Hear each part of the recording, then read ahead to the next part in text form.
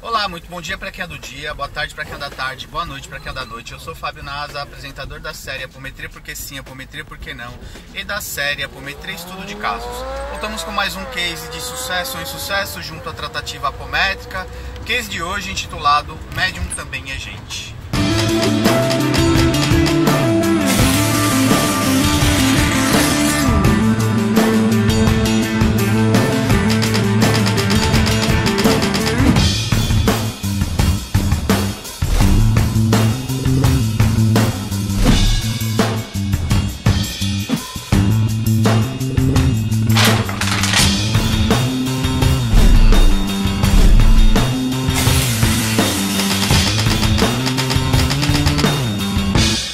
Voltamos com mais um case de sucesso ou insucesso junto à tratativa apométrica. Case de hoje intitulado Médium Também é Gente. Muito bem. É muito comum médium e principalmente lideranças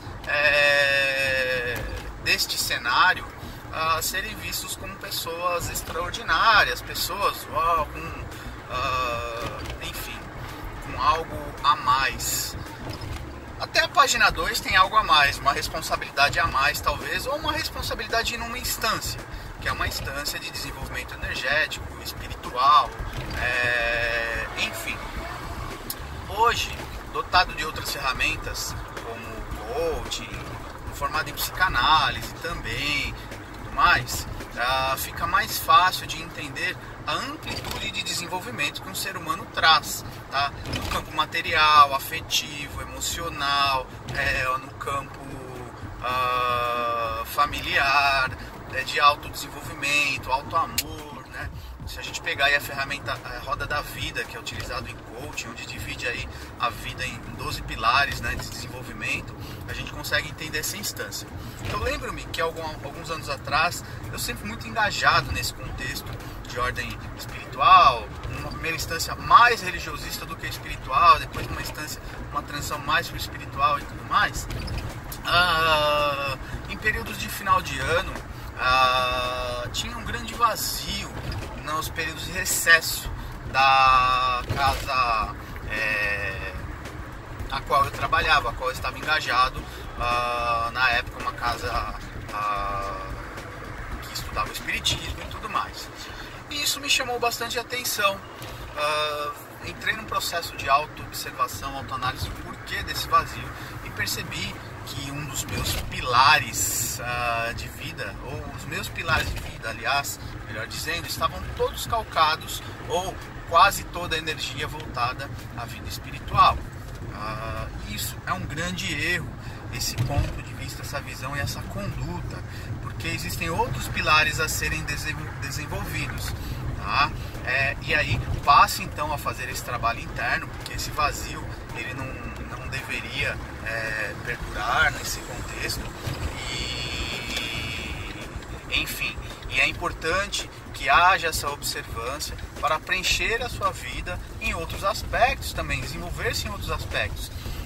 Vivemos de questões materiais, eu costumo dizer hoje em aula que eu gosto de ir a um bom restaurante, gosto de dirigir um carro confortável, gosto de tecnologia, então gosto lá dos meus gadgets, dos meus eletroeletrônicos, enfim, gosto de ir a um cinema, e gosto de outras instâncias e passo a desenvolver e principalmente me observar também, como eu gosto muito desse universo a qual eu atuo, eu trabalho, né, espiritualmente, desenvolvimento humano, eu coloco muita energia nisso, e se eu não policiar também, eu acabo esquecendo dos outros pilares. Isso é uma análise particular minha, tá? Uma outra instância que é importante se observar é um pseudo-endeusamento que pode se ocorrer para com um líder espiritual, né, um líder desse contexto. Eu lembro-me um fato que aconteceu esse ano, bastante interessante. Havíamos marcado uma festa de confraternização, um churrasco, e nesse dia eu acabei adoecendo, não me lembro se foi uma virose, o que foi, e eu fiquei acamado e eu desapareci. Assim, eu fiquei acamado, deitei, dormi, não fui à festa, e houve um movimento de certa solidariedade, tal, de preocupação pelo meu sumiço, porque eu desliguei, me deitei, desliguei os celulares. Isso é um movimento até, é um movimento meu de voltar para o casulo para me recuperar e houve na festa uma certa manifestação de choro e uma manifestação meio histérica, e não entendam, talvez quem passou por isso na festa me olhe como tá me criticando. Não, estou dizendo o nome que se dá a esse efeito, essa manifestação. Enfim, um over, tá, de preocupação por carinho, por uma série de coisas, mas também por enxergar talvez o ser humano, Fábio, homem, como um ser extremamente equidistante, enfim. E aí a gente depois trouxe essa temática, a reflexão, para entender que Fábio é gente como qualquer outro, que erra, que namora, que beija na boca, que gosta de bens materiais, que sai pra balada, que tem dias bons e dias ruins, de humor, de outras instâncias. Isso é bastante importante. Em curso eu trabalho muito a humanização do ser, a parte humana do médium, a parte humana do ser espiritual, né? Espiritual também é humano, mas a parte palpável, terrena, para que não se esqueça desses pilares e para que não se descole muito da vida terrena, porque hoje cada vez mais essa interação está muito interligada. Você é médium 24 horas por dia, mas você é um ser humano também 24 horas por dia. Você tem dor de barriga, você tem tesão, você tem desejos, você tem almeja, tem ambições, e assim por diante. Medos, culpas, a gente pode entrar numa instância aqui da pacificação, a integração da sua sombra, da sua parte sombra, da sua parte luz.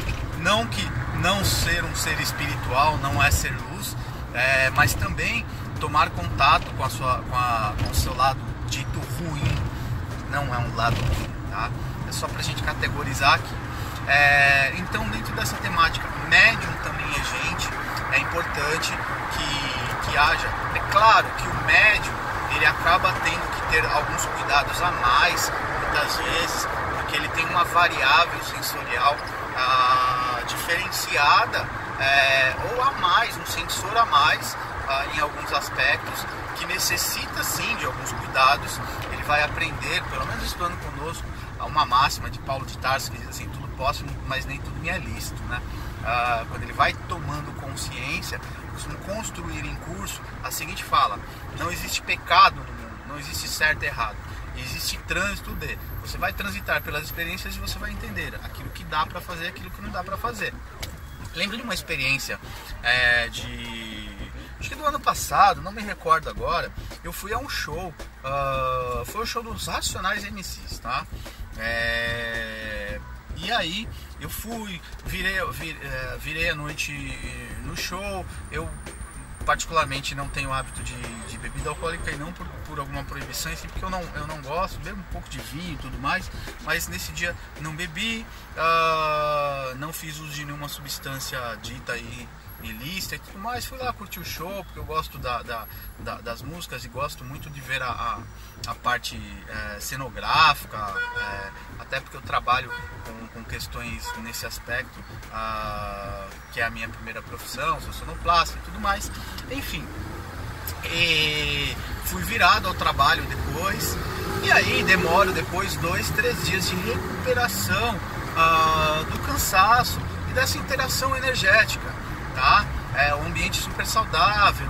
Lá tinha seu povo fumando sua maconha, seu povo bebendo, o povo bebendo e tudo mais, mas tudo bem, essa interação é necessária até para você tomar contato com essas energias e ver como é que você interage no entrechoque com as energias do mundo, tá? É muito fácil ser médium, ser espírita, um bandista dentro do terreiro, dentro do centro espírita, dentro de um ambiente controlado.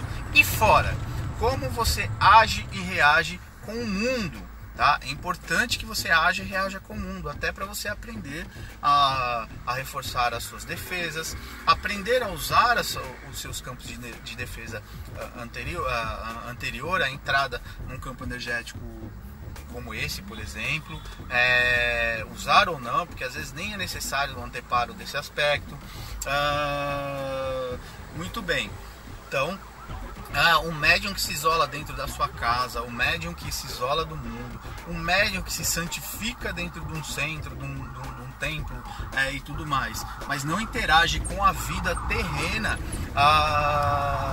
garanto para você, e aí eu recomendo alguns livros de Dona Hermance Dufour, de Vanderlei Oliveira, que fala sobre muitos espíritas que chegam ao lado de lá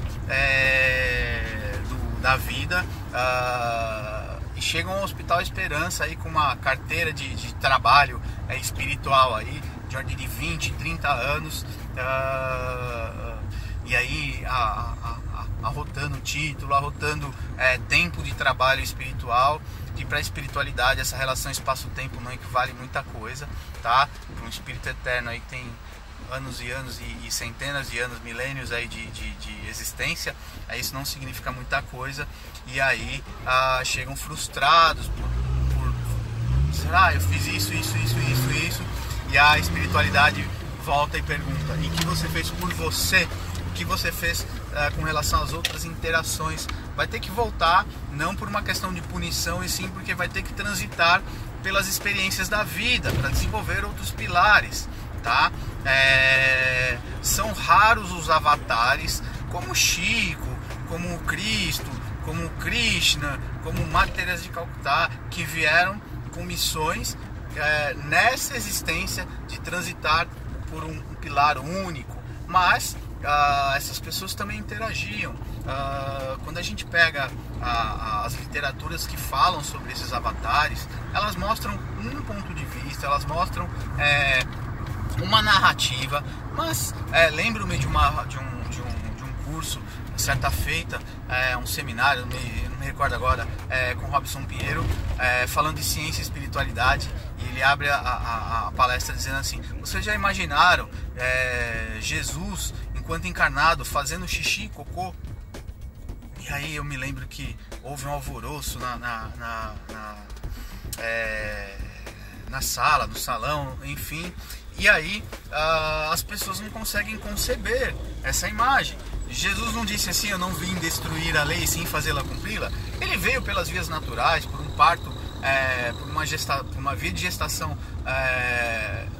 humana. Ele veio com as suas necessidades fisiológicas normais de um ser humano, senão ele seria um ser à parte nesse contexto. Como é que ele iria falar para o ser humano: olha, transite pelo caminho que eu estou transitando, porque é possível? Se ele viesse, ele ia abrir um precedente. As pessoas iam falar: não, você veio por uma via diferente, não tem como nós sermos igual a ti. Ele veio mostrar justamente que podemos vir pelas vias a qual nós encarnamos, transitar com as necessidades dos homens e sermos pessoas diferenciadas, tá? Então, dentro desse contexto, dentro dessa ótica, médium também é gente. Médium tem que viver, interagir, viver a vida.